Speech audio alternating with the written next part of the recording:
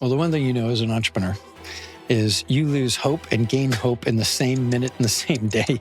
It's never up and to the right. Look, your identity does get attached to your startup. When it fails, there's a piece of you that fails. There's a piece of you that thinks you're a failure. Did you feel like you succeeded? Did it feel like you imagined you succeeded? Or surprisingly, like once you make a bit of money, you're kind of like, it's not about the money.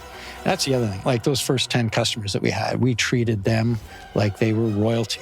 The beautiful thing about youth is you kind of don't know. And so you can be blustery and ignorant and confident all at once. I'm going to offer everybody the opportunity to leave the company.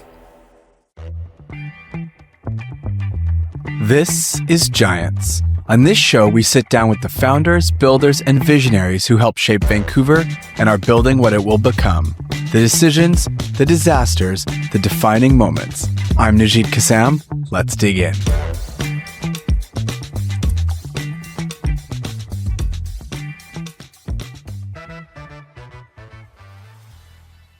Hello, and welcome to another episode of Giants. Today, we are joined by someone I'm truly excited to speak with. Someone I have the privilege of calling a friend, someone who is a leader in Vancouver and a serial entrepreneur. This wonderful man has built 5 companies, maybe more, scaled teams from single digits to hundreds, and had an early exit, and in general, seems to have lived multiple entrepreneurial lives, maybe the first cat we've had on the program. From the Klue offices in downtown Vancouver, Mr. Jason Smith. Glad to be here. Excited, yeah. Before we get into anything serious, I wanted to ask you, you look good. You've built What a bunch of way companies. to start a podcast. It's the best way. You've raised a couple of daughters, 12-hour days, the grind. Share your secrets. Ozempic, peptides. It's no, you know, honestly, the secret of life is trying to follow your passion, and then it doesn't feel as much like work. It can be grindy, but it doesn't feel as much like work. So, like from my perspective, it's follow your passion, and then. But I'm also actually, we'll get into this, I'm assuming, but like I'm a big believer in binary approaches to life. So, I took a trip around the world with my kids. Which we're going to talk about. When I think about vacation, when I think about building, you want to be all in. And so when I'm on vacation, I'm all in on vacation. When I'm at work, I'm all in. So I think that combination of being able to kind of turn on, turn off, depending on what environment you're in, helps to keep, my 50 plus youthful. Now that we've gotten that out of the way, let's dig into the real stuff. So I do want to take you back a little bit before the exits, before the companies, before the fame, and dare I say fortune. When did you realize that you were going to be a builder? Was it, I'm going to build something, or did it just sort of happen?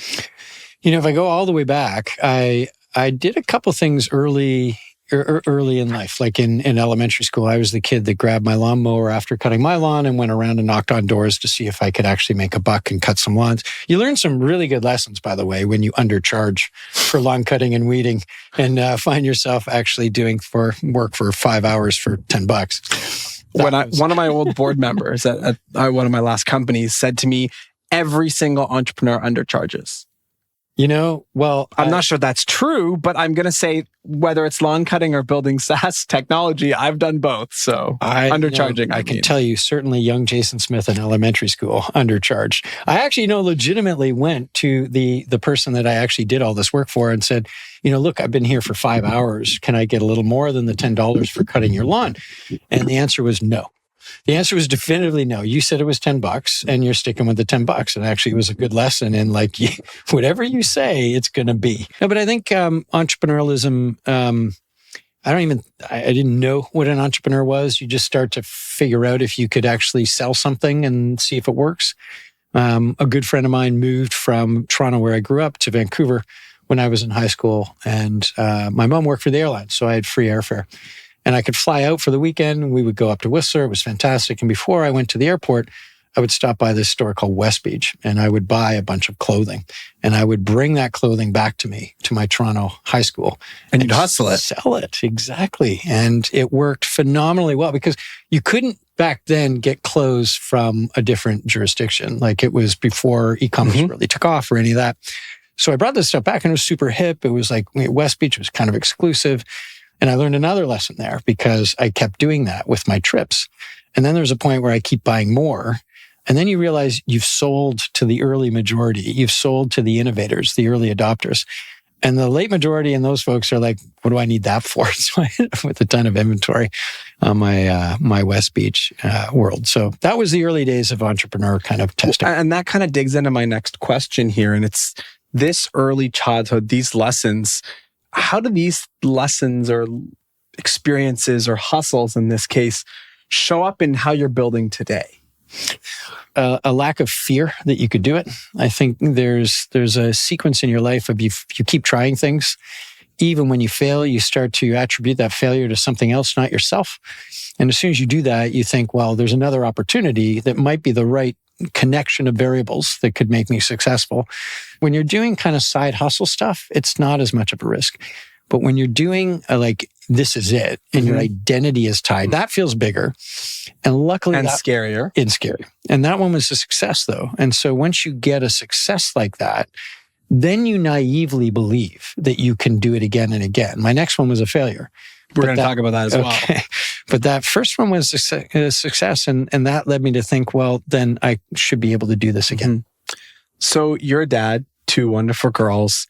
How have you taught these lessons from your early childhood, from your early grind, to what I assume are girls who have grown up with a heck of a lot more privilege than you and I had as kids? Yeah, I think there's a number of ways that you try and be a good father and be a good mentor to your kids. The first is by example. So it's one thing to talk about. It's another thing to show it. I brought my girls down to the office, and then certainly during COVID, you're at home and you're working your way through. And so there was a natural curiosity from them. Why are you spending 12 hours a day in your room? It became a platform for me to be able to talk to them about the hustle and the grind is worth it when it feels like you're accomplishing something, making some progress, and enjoying the process of solving the puzzle. Let's go back to Columbus. You're 21. Fresh out of university, don't know left from right. And you're building with 2 of your best friends. No capital, no experience. And for your first 6 months, I think no customers, right?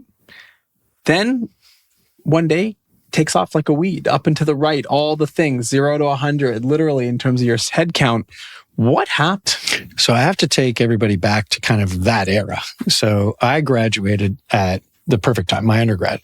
I came out of business at UBC, it's Hutter, and I was interested in the internet. And these were early days internet. And we were young and knew about the internet, so we could actually go approach companies that senior people that didn't actually know about the internet and tell them that we knew about the internet and we could help them build websites effectively back in the day. And that, that gave us kind of a youth advantage, I'll call it. And enabled us to kind of get through the barrier. Now, when the first month goes by, second month, third month, fourth month, fifth month, 6 months, and no one is actually giving you the break, it does get discouraging. But that 6 months, we had TELUS and it's called Orca Bay Sports and Entertainment that did the Canucks and the Grizzlies. And both of them came through in that 6 months. And then it became like you're not selling and hustling anymore. You're actually now building. And so it was a complete conversion over to like, we got to do all the things that we're promised to do.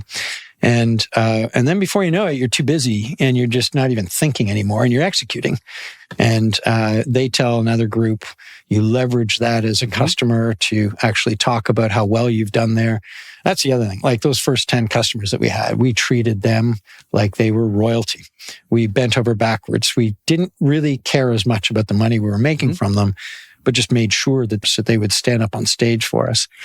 And then that worked, so it was unscalable on those first 10.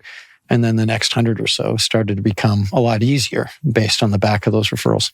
Many of our listeners have been there. They've had the 0 customers. They've been in the struggle. They've lost hope. They've quit. Sometimes they don't quit, thankfully, and they end up like you did, rocket shipping. What did you do in the face of the fear of failure, the frustration, all of these things? Well, the one thing as an entrepreneur is you lose hope and gain hope in the same minute, in the same day, multiple times. I think it's never up and to the right. It's always a jagged line. Doubts and fears get exposed by a customer that churns from you or tells you a prospect that says, this is the stupidest idea ever. And then that makes you question it. And then the very next minute, you get somebody that says, this is a perfect fit.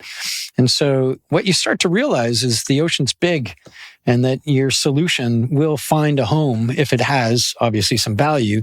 And you just need to keep knocking on some doors to find where those people are that will give you the shot, and then build from that and know and expect that there's more fish like that in the ocean. All the narrative about entrepreneurialism is you can't give up. You can never give up. You've got to keep going. There's a loose brick in that wall. And then there are times when you're like, I think it's time.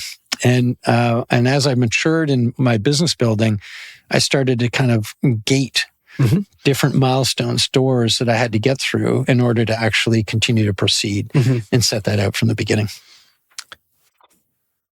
It's funny because that adage of push, sometimes it doesn't actually work. And we'll get into that in just a few seconds. But before we do, something exploded. It did incredible things. And you were a kid.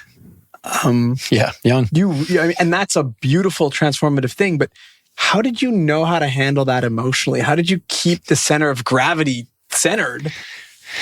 So I think the wonderful thing Or did you not, by the way? Because that's a completely appropriate reality. The beautiful thing about youth is you kind of don't know. And so you can be blustery and ignorant and confident all at once.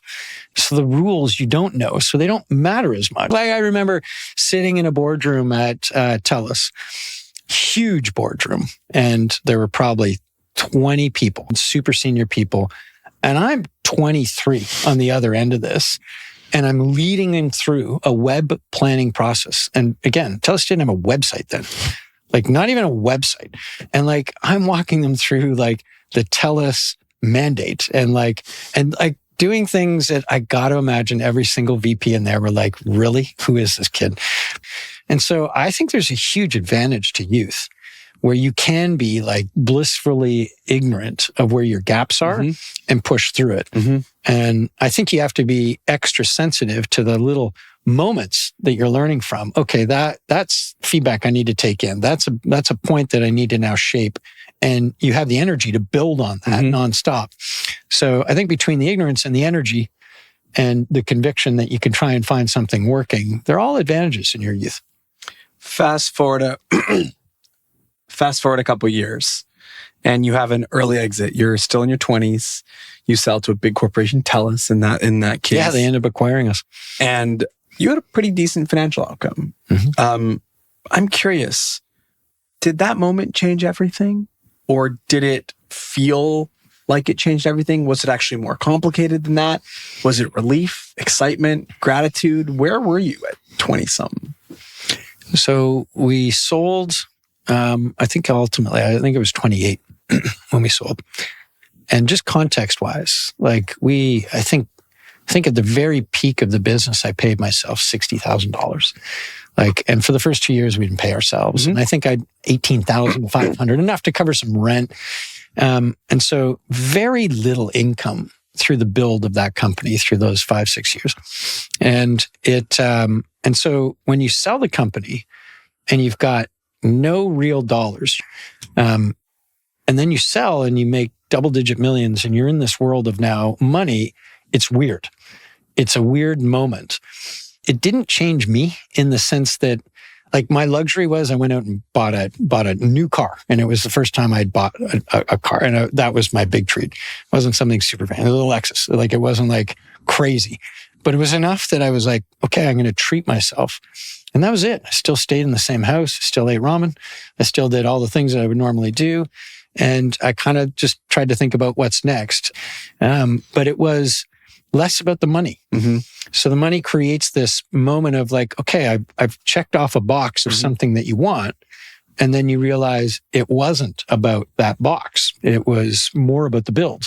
It was more about the excitement I had with those people that thought, maybe we could create something with this, the jobs that you've created, the excitement that goes with kind of growing a business. And I think that was the intoxication, not the money. Did you feel like you succeeded? Did it feel like you imagined you succeeded, or was it completely different from that? There's no question that it feels like a win, right? Like you've for first time in your life, you have money in the bank in a way that you don't have to think about rent. Like that is like, it's a huge psychological win. And it was never about chasing money, but the outcome gives you more mental flexibility to now revisit what it was that motivated you and try and replicate that in the next thing you do. So like a company culture, it just merges from when you're in your first business. And then you realize, actually, there's a whole bunch of things that worked and that didn't work. And if it's to do again, I want to make sure that I bring some of these elements in and work with a certain type of people, a group of people. Surprisingly, like once you make a bit of money, you're kind of like, it's not about the money. And I remember wealthy people telling me that, and I'm like, whatever, it's about the money. And then once you get there, it's kind of like there's more to life. Well, more to life in the work context for you was another venture pretty soon thereafter, this time in the group buying space. I think you call it the startup that never started up. How did you process that experience emotionally, going from a ton of success to a struggle? And one thing I noticed after I sold my last company was that I honestly assumed I'd have the same success in my next one. That I thought, oh, I'm good at this. I'm wiser. I'm better. Know more. I have more experience. And my first startup after my exit flopped. It was a struggle, and it went bankrupt. And it hit me hard. And I'm not sure that, I don't know how. I haven't delved into it enough yet, but it was certainly a degree of hubris. Did you have that hubris going into the new venture? Look, your identity does get attached to your startup. You are your startup, and people know you as that startup. Look, when it fails, there's a piece of you that fails. There's a piece of you that thinks you're a failure. And so there's no question it hits. I think what happens next and how you kind of digest that is the most important part. And what I was able to do is kind of go, I think there are a number of environmental factors here that contributed to the failure. It wasn't all me. I'm sure I was part of it, but it wasn't all me. And when you start to kind of separate you from all of the other factors, you can look at it in a cleaner way to say, well, maybe there'll be a new set of factors, a new set of variables that I can do my next thing with and take it forward. I mean, at the time, did you ever think it could go south like that? Like, when I began? Yeah. Or like, again, this is this. No, you go in naively exactly. believing. And I, even after 10 years of building and I did the same thing. I went in like, this is going to be a slam dunk. And then it 100% isn't. That's a bit of a shock to the system. Yeah. So mindset wise, when you start, you're like, I've got this. Not even thinking that it could fail, for sure. Well, what advice would you give to people in those shoes, or yourself, all those years ago? So to me, again, like each startup that you do is different. You will fail in different ways. You will succeed in different ways. You will learn different things in each of those startups differently. You are still yourself. You will bring you with it, and you will bring the people with it. But the variables, the timing, the other impacts of the environment and, the situation in that particular moment, those are all different and unique. And so like my advice is like approach it for the time that it is. But I think the mental preparation is like that it could fail. And yet as an entrepreneur, you can't think that way. You do have to go There's a self-delusion a little, right? It is. Yeah. You have to go in assuming it could be successful. It will be successful. By the way, it could have been. For those of you who want to Google it, this was a group buying place, a category Groupon one, not a small exit. Timing, execution, what's your postmortem on this? Oh my gosh. The learning on timing was huge. We entered that space thinking we could help individuals buy things for a lower price with group buying. And we looked at what categories we should get into, and we chose like silly categories, like electronics and like goods that the biggest group buyer in the world is Amazon and Walmart. And like, how are we going to compete against them? Groupon came later and did it right with services, nail salons that, you don't group buy, but if you could package it right, you could. We also missed the timing of social. So mobile and social didn't exist when we started this. It was like email 20 of your friends to get this deal versus social 20 of your friends. And that, was it broadband that Mark Cuban did? where he sold that to Yahoo for like $1 billion, but it went nowhere. And it was because broadband wasn't ready at the time. YouTube started just a little bit later. Broadband was available. Everything worked. And, so timing is so important, particularly in tech, right? So one of the things I find incredibly fascinating is that you didn't immediately jump into another startup and do it on your own or again by yourself. Instead, you went to work at real at-scale companies, EA, Vision Critical. These are behemoths and with something completely different from what you knew before. Was that intentional? Was it inherently a moment of defeat? Was it a recalibration after this, years and years of building on your own? So I'll separate Vision Critical from EA. EA, was a couple thousand people at the time. In my previous company, I got to meet Don Matrick, who was a senior president executive in EA. He brought me into the company and said, you should work here and start to kind of be an entrepreneur inside of EA. It was a luxury position, frankly, of being kind of looking at mobile gaming at the time inside of a big company. And it was a salary that I'd never seen before. I had air chairs. I was on executive row. I had like an assistant that would have, it was ridiculous compared to a door that you'd flip over with IKEA legs and a box that I was used to in my first company. So it was an odd moment. But it was also because I wanted to learn from a guy like Don. I wanted to see what it was like inside a big company and see if it was something I liked. I lasted all of 6 months. And I realized it wasn't for me. The biggest thing I noticed was culturally how different it was in a large company compared to a small company. Like in a small company, you're the little engine that could. You're going to figure it out. Everybody is like, we'll find a way. There's not a lot of complaining other than we've not enough time in the day.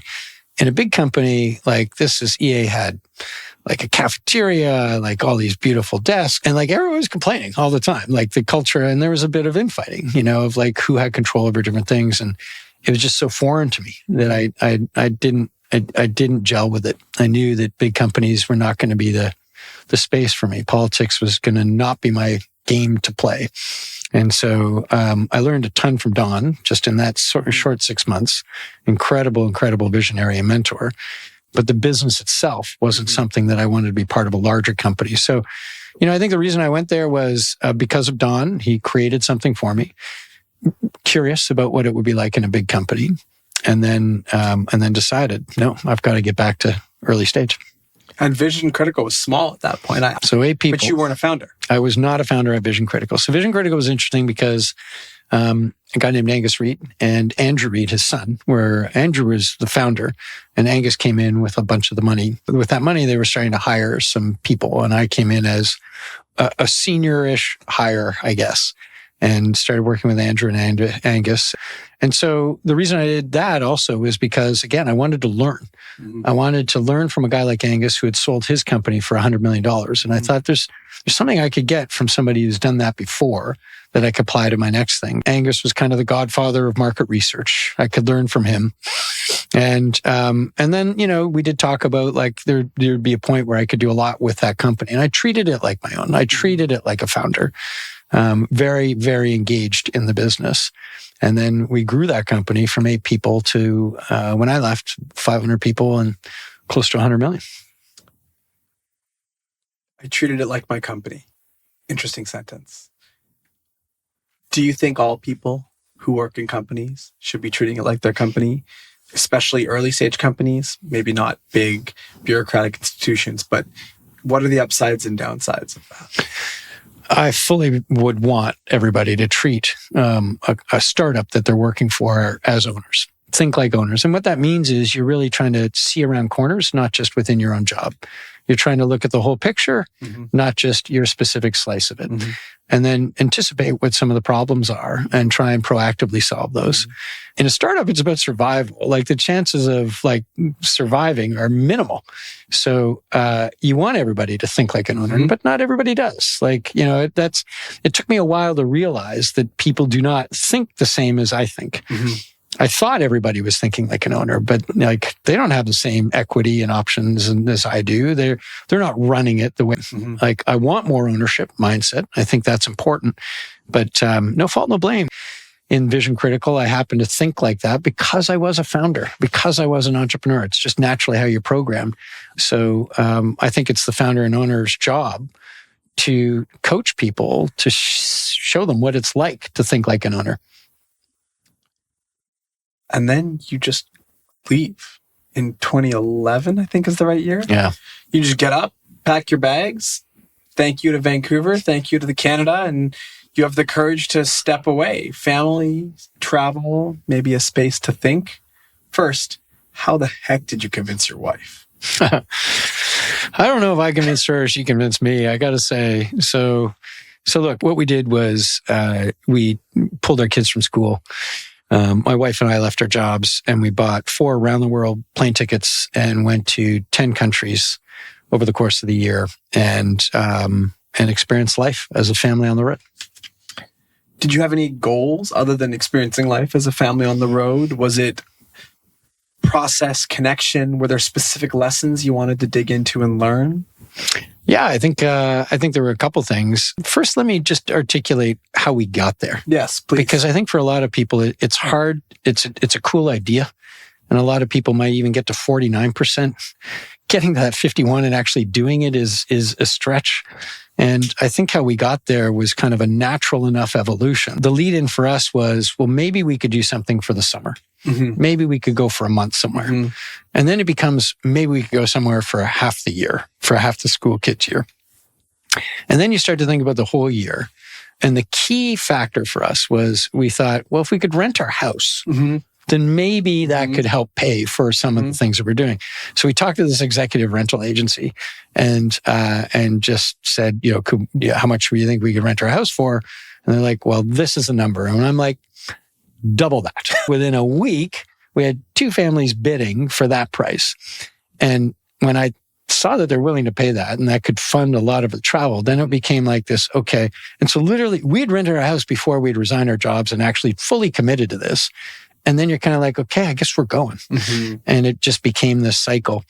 But I think there's a startup business lesson in that. And sometimes you've got to jump and build the plane while you're going. And in this case, it wasn't building the plane, it was getting on the plane. But nonetheless, there was something to do with the plane and you kind of had a push from the universe to do it, right? I think it certainly has to be a seed in your head. And it certainly there has to be a willingness. You need these forcing functions, just like you do in a business, to actually push you over the edge. You need to meet the right founder. You need the right money investment. You need the right customer that's going to give you a shot. And so for us, it was literally like 2 families bidding at a ridiculous price for our place. And you lock that in and now you're like, next step, which truly is a lot like building a business.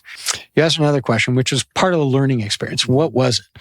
And I think for us is, at that point, our kids were going to a private school. They had a great life.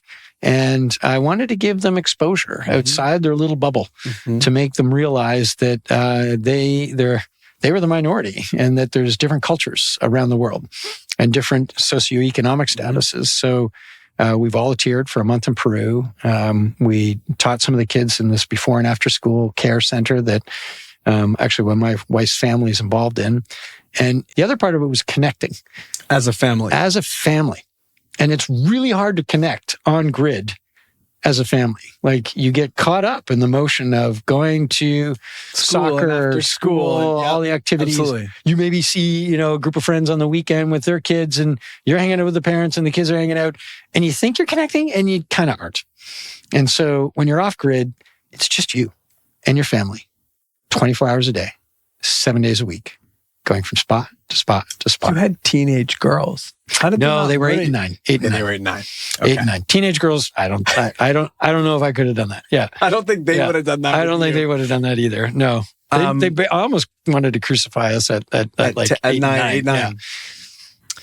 What changed during that period? One of the themes we have on this pod is about these emotional inflection points. So it's not just fiscal or societal. There's these emotional things that change. Did you have one? Did you have several? Did you change as a father, as a husband, as a business leader? Is that kind of the fuel that lit the next fire? Tell me about that emotional inflection point. So on the entrepreneurial piece, you need a full tank if you're going to go in to start a company. And my tank was empty coming out of 7 years of building Vision Critical. I'd missed a ton of bed tuck-ins. I'd missed my kids. I'd seen them grow up, but not really. And so the entrepreneurial tank, I needed the energy refill before I did that. 2 was it gives you the space and the freedom to think about different ideas. So wherever you are in the world, you'll have ideas and they'll come to you like they do in the shower. And you just kind of writing them down. And by the time the trip ended, I had about 17 of those ideas, all seemingly brilliant at the time. All, when looked at in hindsight, not so brilliant. But in the beginning, it sure seemed that way. But it was just about taking sparks and writing it down. That was 1. 2 was really wanted the family connection. Because of those missed bed tuck-ins from working 60, 70 hours a week, building Vision Critical, I really wanted to reconnect with my kids. And this was an adjustment for my wife and for me and my kids, because now the dad that was traveling and working so much was full on there. So now you've got 2 type A parents raising kids with kids that are like, do I need 2 type A parents? Do I need 1 type A parent? And so you've got this intensity of trying to figure out the family dynamic when both parents are fully on. And that takes an adjustment. And that's a luxury a lot of people don't get. Oh, for sure. And I think you're really lucky. And I'm as a young dad, my kids are 6 and 3, but is one that I hope I have the courage to get one day. It's an amazing experience if anybody could get it. The other piece that might be relevant for, entrepreneurs listening is it was a real emotional wake-up call of leaving a business where you think you're integral. Your inbox is full. You're asked your opinion on everything. And then you leave. And your inbox is empty. And you're not being asked for anything. And you're not as important as you think you are. And that is like a vanity emotional reality moment that took me a while to sink into while I was sinking into reconnecting with the family unit. We'll have you back one day, maybe. I want to hear stories from that trip, but we got to move on now. You came There's back. a whole video on my LinkedIn you could watch. There you go. I'm sure someone on social will tag that for us. You come back, your brain is buzzing. You have 17 brilliant, not so brilliant ideas. And I think I read you took 500 cups of coffee. Oh, yeah. It's a lot of caffeine, firstly. Well done. And secondly, was that just refine, re-refine, talk to smarter people, feel where there's going to be a bite? Tell me about that process. So coming back, I had the luxury of not having to jump directly into the next thing.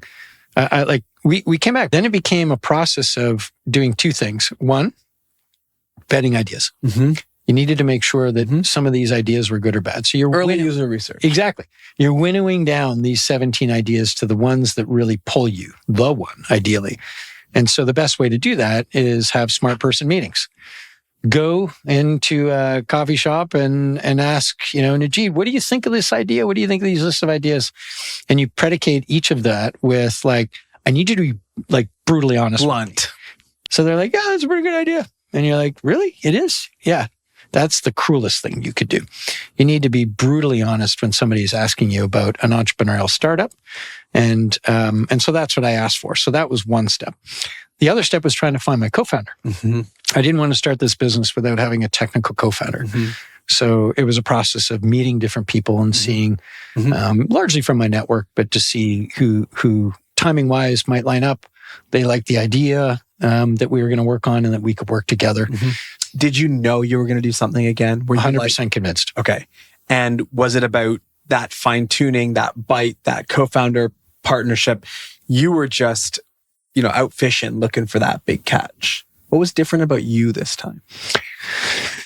I think what was different about me is I was fully grounded, fully energized, committed to starting a company. There was no distractions of an existing job or anything. It was this is my entire focus, is to narrow down to the right idea, the one that's going to grip me, that's going to excite me on a long 10-year basis mindset, and find the right person to do that.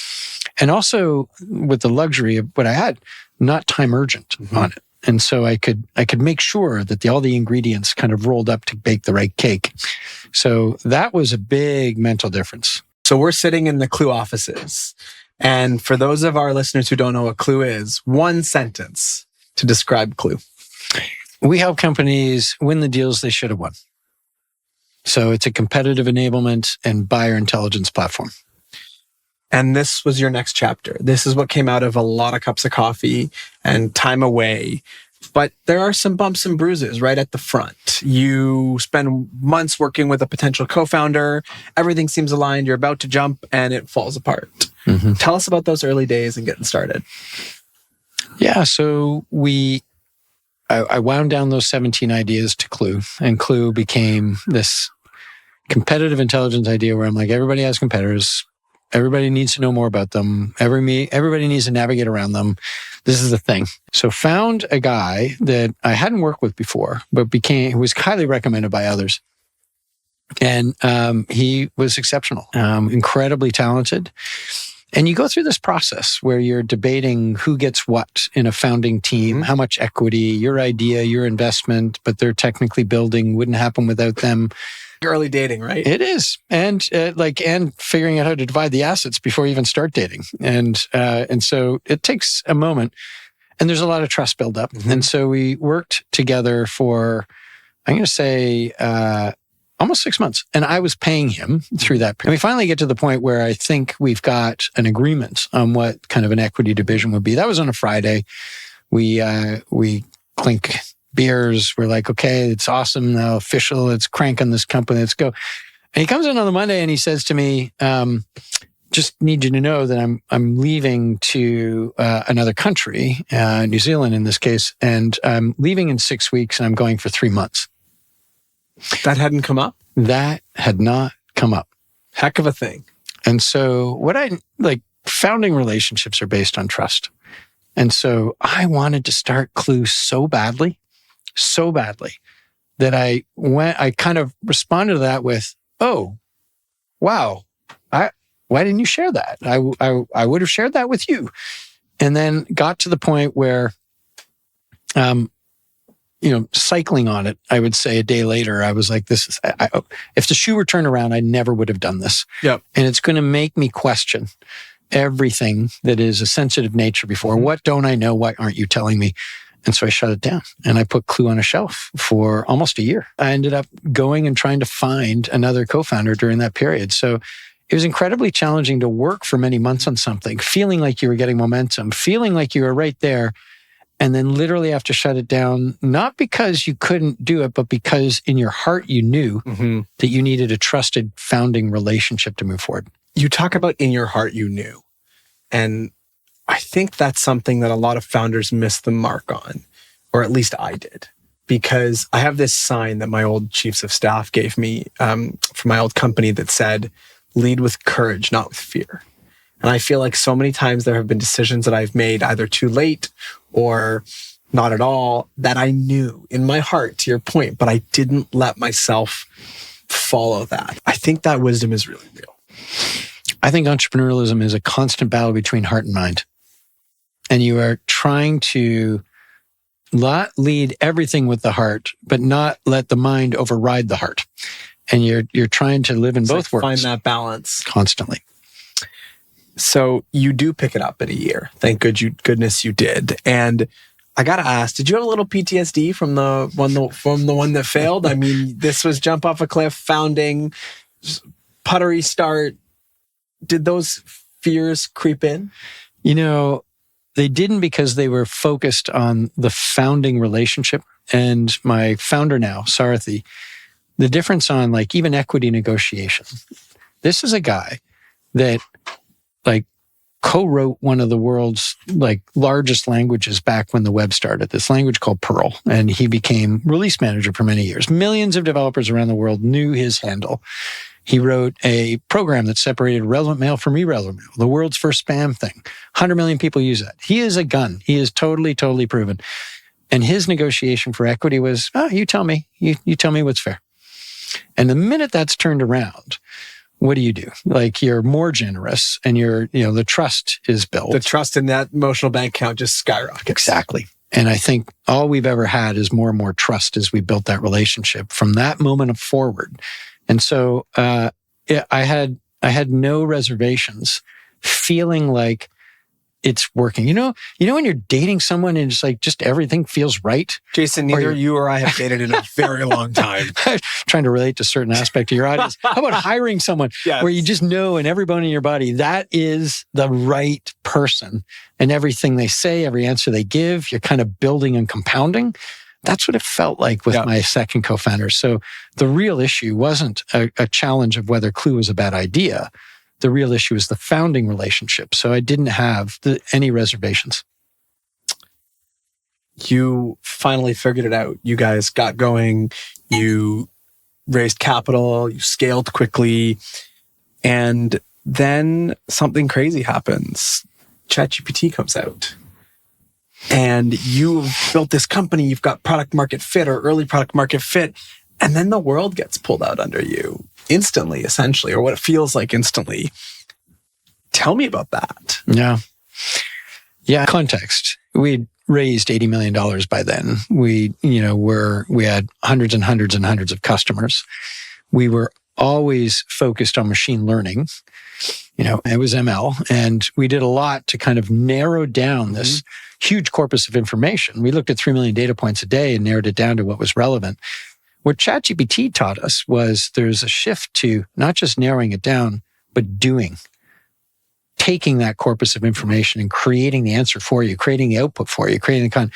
And it was a magical moment when you first used it. You just went, this is going to change the world. You just didn't know how much it was going to change the world and how quickly. And so you're in this moment of going, okay, how do we change our business to work and take advantage of these LLMs? And in many respects, I started Klue believing that AI was going to help me solve all these problems. And it was way harder than I bargained for in the early days. And along comes LLMs and actually does help me crack the whole problem. It gets me to the point where I'm feeling like, okay, this is now going to work. And so truly, it's like now an engine underneath everything that actually makes all of my content creation and value prop even better.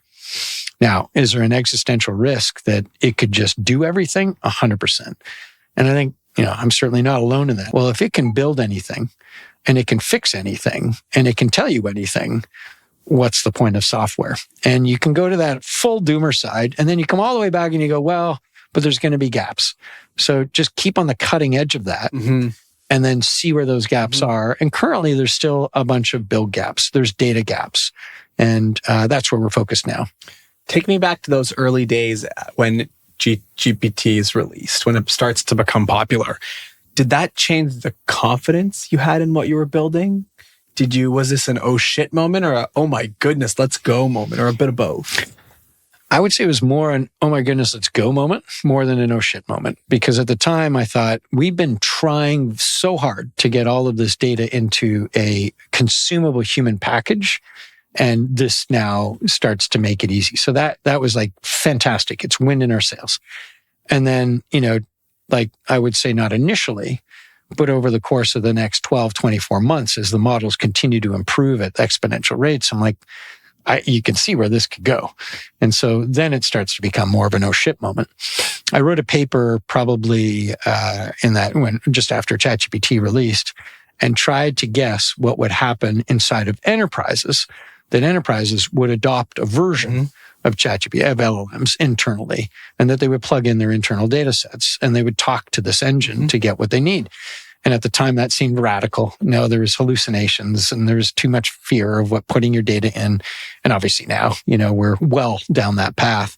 So I think a lot of it is just squinting to see where it's going to go and then see how you can find the angle. Today, the angle is data. It's not so much software as a moat. It's going to be, what are the data sets that you could bring that create a unique combination enough that you could create a different output, a better output, or plug in to Claude and actually help users get a better answer and a better output from Claude in your data. Take me back to writing that paper. And what guesses or bets did you make at Klue, or did you think we were going to make as a society? Which ones were way off and which ones were right on the money? Well, the biggest one that was on the money is what I was referring to. Like, I was convinced that every company would have a version of an LLM in-house. The one that I think is still inconclusive that we've had, a bet for and against on, and we go back and forth is, will our entire lives be run through this? Will you just have a central interface that you demand whatever it is that you want from it, and it goes with its agents to go talk to other subsets of software to go and pull back what you need? So in other words, will a user interface matter for your product, or are you just doing everything through Claude and ChatGPT internally as an employee? And I think how much privacy, how much of the human do we want in it, or are we going to stop caring? TBD. I want to dig into something a little more delicate. So many founders have had these impossible and heartbreaking moments where we've had to lay off people on our teams. I've done it. You did it to the tune of something like 40% of the headcount. I know it would have sucked. I know you. I've known you for a lot of years. But how did you process that as a leader? How did you justify it? How did you internalize it? One of my favorite books is called The Hard Things About Hard Things. Ben Horowitz wrote, and he talks in that book about the struggle. And the struggle is where your back's up against the wall as a founder, and you have to make very, very difficult choices. And there's, nobody else can relate to that lens other than you as the founder. That's what those moments are. The context that I had at the time, this is a year ago now, we're seeing AI augment more and more of what humans do so they could get more efficient in what they were doing. I was seeing a roster of startups that would begin that were starting agent first, not human first, which I knew ultimately would be my competition. And then, our growth rate wasn't what it needed to be at venture scale. So I needed to look at a pivot to profitability. And then the last piece was this belief that this build versus buy moment that we're in is going to take a while. People are going to build like crazy until they find the gaps, and they're going to get frustrated and want a bit of an easy button. So I think we're going to go through this like AI thrash period for a couple of years where there'll be a lot of building. And then there'll be a point where you realize you don't want to necessarily maintain that yourself. And if we get to AGI and it maintains it for you, all bets off. But if you as a human need to continue to babysit something and keep growing it, you're building software. And that's going to get tricky for some folks who just frankly don't want to do that. They want to do their job and want this thing to help them. So I believe we needed enough money to be able to see through this build thrashing period where people would value a buy again and be able to build within the thing that they bought. And so for all those reasons, I kind of, I made a hard decision to kind of refound the company is what I call it. I didn't think of it as a layoff. I called it a refounding. And I brought everybody into an all hands and said, I'm going to offer everybody the opportunity to leave the company. Everyone's going to get an email.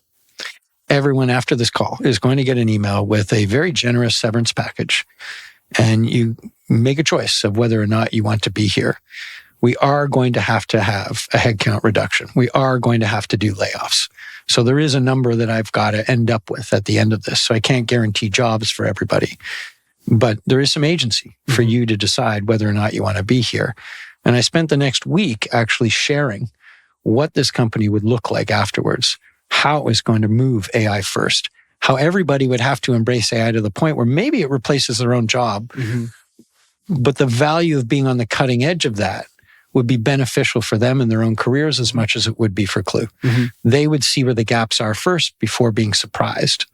So for some people, that's not a comfortable scenario. And so they opted to take that package. And others want to be part of an AI first refounding to build the company from an operations outside or inside out AI first approach. And then our product was always, AI centric, and we were in the process of rebuilding it from ground up, AI native approach to how we would solve the same problem. So it was maybe a little less about the product and more about operationally, how would we act? Don't default to hiring another person. See if an agent could build it first. What apps could you build yourself? What does a centralized AI ops team do? Those were all of the things that I shared with people over the next week before they made a decision of whether or not they wanted to stay. And then there was a certain amount that took that. And then, unfortunately, we had to make some difficult choices well beyond that. And then get to the point where we are now a profitable company with people that had double opted in to be part of a refounded AI first, fully embracing AI in their roles company. A year later, any reflections? Well, the first thing, like I'm sharing all this from a year perspective out, and it sounds very business calculated. The emotional toll is enormous. Like, these are people that we worked incredibly hard to hire, incredibly hard to bring on board. The last thing I wanted to do was to lay off people. And yet I don't think we would survive unless we did this. I remember we had a meeting. Salesforce Ventures is one of the investors in my company. They do a CEO conference. I sat across from a founder who was 5 people and talked about how everything they were doing was AI first.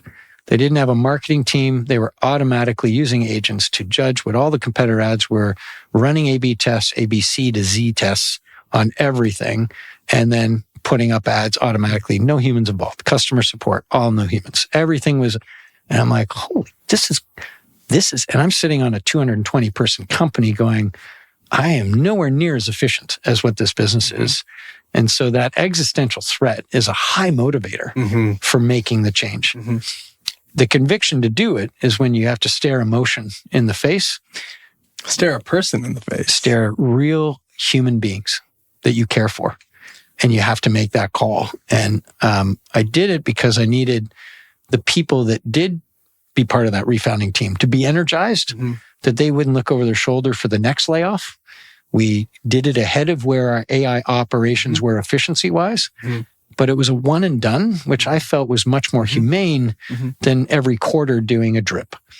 And tried to be incredibly transparent with people. By the way, I got a ton of heat for this. Like, this was not I was told not to do that. I was told to do it. Supposedly the humane way was to just tell everybody that was fired, that they're fired, pack their bags, thank you. That's apparently the humane way to do it. And I just didn't see that. I wanted to be like upfront about why we're doing it, give people some agency over it, and then have a one and done. And the team that remains is the refounding team, and we're going forward. Thank you for sharing that. In this penultimate section of the pod, I want to take this plane to 35,000 feet. I want to look across the arc of the companies that you've built and some of the lessons you've learned. Let's poke around here a little for the last few minutes. How has your thinking around building as this thing, this process changed over the past 30 years in 5 companies? Personally, I love the build. The build is everything. The idea of having a seed of an idea and taking it from nothing to something and getting others inspired about that, customers, employees, investors, like that's fun. That's it. Yeah. And it sucks when it doesn't work, but you still take solace in the build. You know, what have I learned through the build is it takes a hell of a lot longer than you think. Always. And, you know, it took me 5 companies to realize that. I did go into Klue knowing this is going to be a decade plus.